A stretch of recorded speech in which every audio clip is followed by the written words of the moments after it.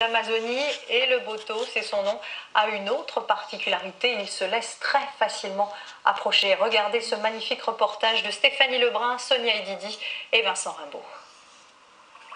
Le Rio Negro paraît calme, mais en réalité, cette immense rivière est habitée par un drôle de mammifère si étrange qu'il nourrit les légendes des Indiens depuis toujours. C'est un animal qui ensorcelle les hommes. Il aime quitter le fleuve la nuit, aller sur les berges, s'approcher des habitants et emporter leur âme.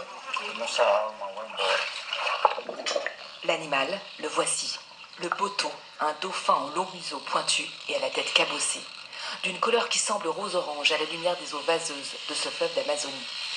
Un dauphin d'eau douce qui se laisse approcher, toucher, au grand bonheur des touristes. Comme cette Française venue d'Albi. On est au cœur de l'Amazonie et puis voilà, c'est un instant magique que nous vivons. Les gens y viennent parce que c'est vraiment comme un rêve de pouvoir nager avec ces animaux qui sont très dociles et qui se laissent toucher, donc ils sont adorables, ils sont devenus vraiment les étoiles ici en Amazonie.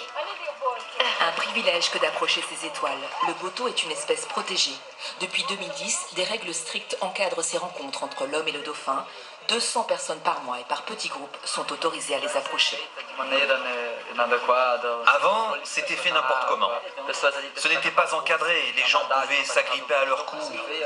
Le gouvernement a commencé à contrôler l'activité et à créer des règles pour toutes les agences de tourisme. La quantité de nourriture qu'on peut leur donner est contrôlée, ainsi que le nombre de personnes présentes dans l'eau en même temps.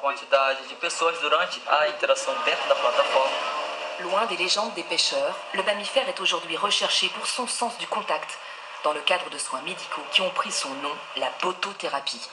C'est ce physiothérapeute brésilien qui a eu l'idée de développer cette technique il y a près de 10 ans, auprès d'enfants handicapés mentaux et moteurs.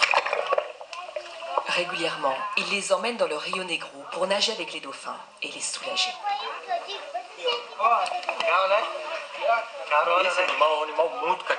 C'est un animal qui a un pouvoir de séduction. Il est toujours en train de sourire. C'est un animal très spécial. Et l'ultrason qu'il produit est bénéfique pour l'être humain.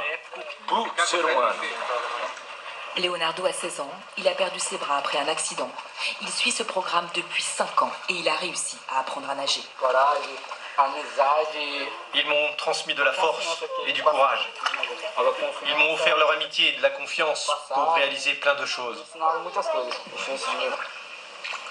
Il resteaurait 30 000 botos en Amazonie. Peu à peu, l'image du dauphin change grâce aux touristes et au travail de Igor Simoes.